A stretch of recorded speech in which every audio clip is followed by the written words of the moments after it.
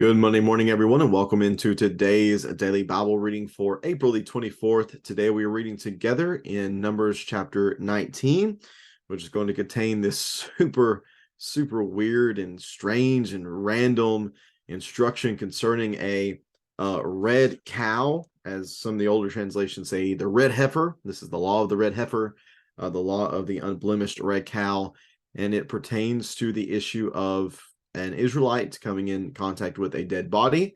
It was part of the purification ritual for those that came in contact with a dead body. So let's read about that here together in Numbers chapter 19. Numbers 19, beginning in verse number 1, Yahweh spoke to Moses and Aaron. This is the legal statute that Yahweh has commanded.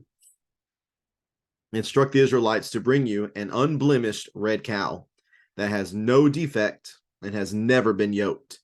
Give it to the priest Eleazar, and he will have it brought outside the camp and slaughtered in his presence. The priest Eleazar is to take some of its blood with his finger and sprinkle it 7 times toward the front of the tent of meeting. The cow is to be burned. The cow is to be burned in his sight. Its hide, flesh, and blood are to be burned along with its waist. The priest is to take cedar wood, hyssop, and crimson yarn, and throw them into the fire where the cow is burning. Then the priest must wash his clothes and bathe his body in water. After that, he may enter the camp, but he will remain ceremonially unclean until evening. The one who burned the cow must also wash his clothes and bathe his body in water, and he will remain clean until evening. Verse number 9, a man who is clean is to gather up the cow's ashes and deposit them outside the camp in a ceremonially clean place. The ashes will be kept by the Israelite community for preparing the water to remove impurity. It is a sin offering. Then the one who gathers up the cow's ashes must wash his clothes, and he will remain clean or unclean until evening. This is a permanent statute for the Israelites and for the alien who resides among them. The person who touches any human body or any human corpse will be unclean for 7 days.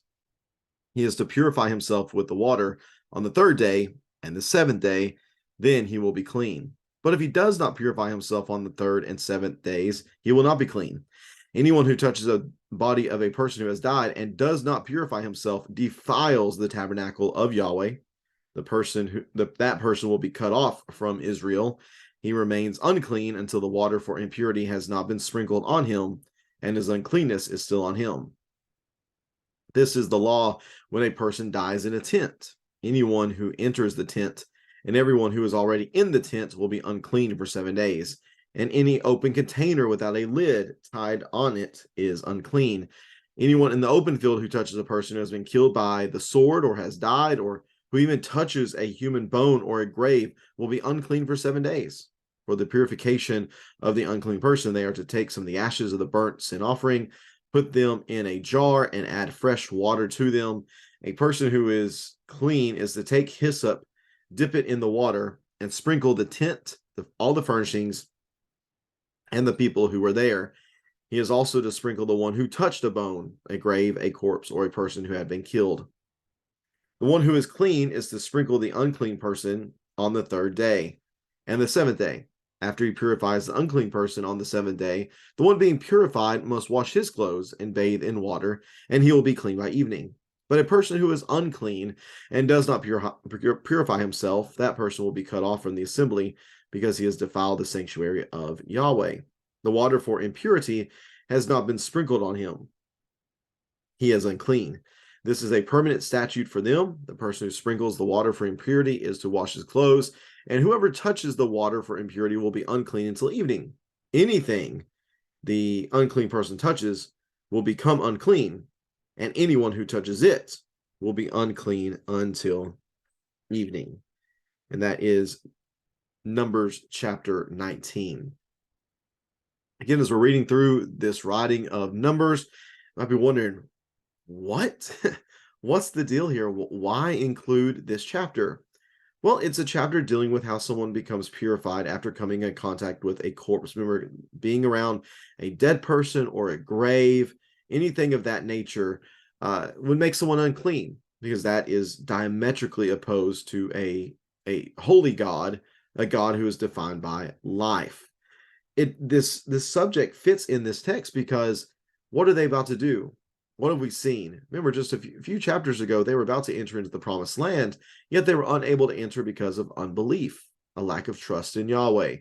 And the punishment was that they were going to wander in 40 years until that current generation died off.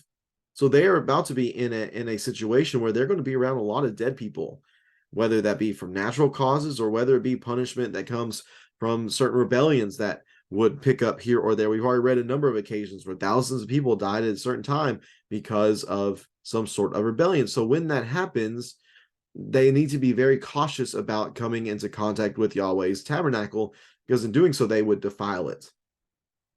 So in order to help be ready to purify someone who became unclean because they came in contact with a corpse, or because they were in a tent where a person had died, or they came in contact with somebody who had been killed on the battlefield, so on and so forth, there was this law concerning the red heifer or the red cow, that they would take this cow and they would offer it outside the outside the camp.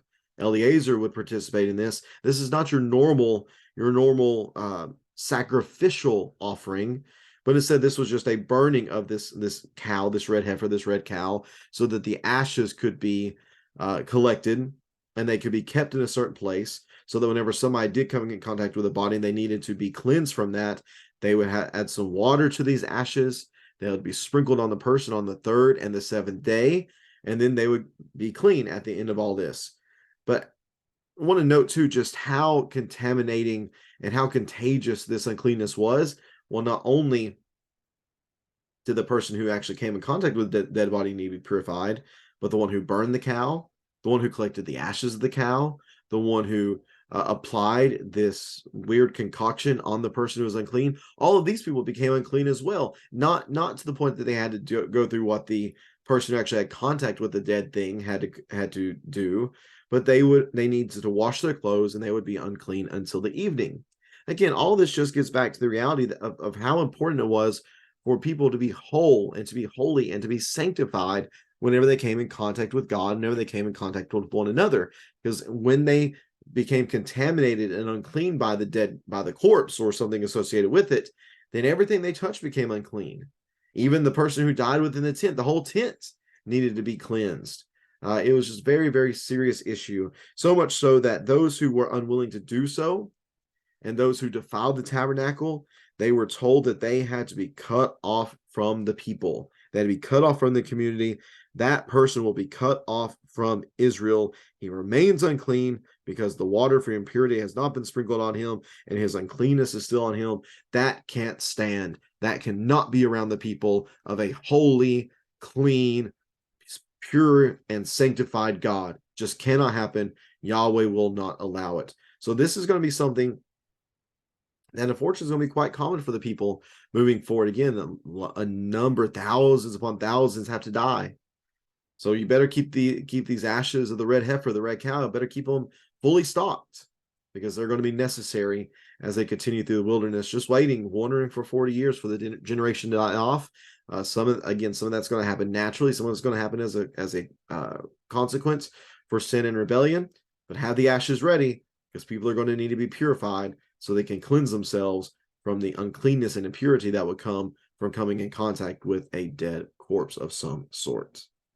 I appreciate you tuning into this reading on this Monday. Again, a weird, quirky, strange. There's still so many questions that could be asked about this chapter. That's just not in the purview of our study today, but please know that you can go on either Google or YouTube and just type in something like Numbers 19 and the red heifer. You'll get lots of people giving lots of different explanations, giving some more insight than what we offer today. Again, just one of those weird things that we see here within the text, but we also understand why it's very practical. They're wondering.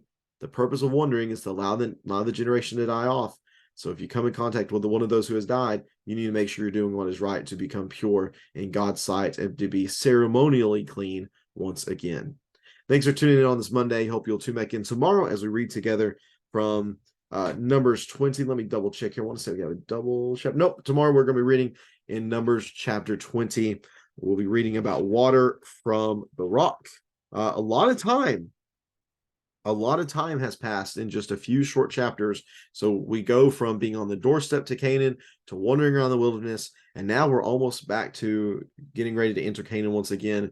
So we'll be reading about that and talking about that, discussing that tomorrow on Tuesday, April the 25th, as we read together from Numbers chapter 20. Hope you can tune in then. Have a great rest of your Monday, everyone. Take care, and God bless.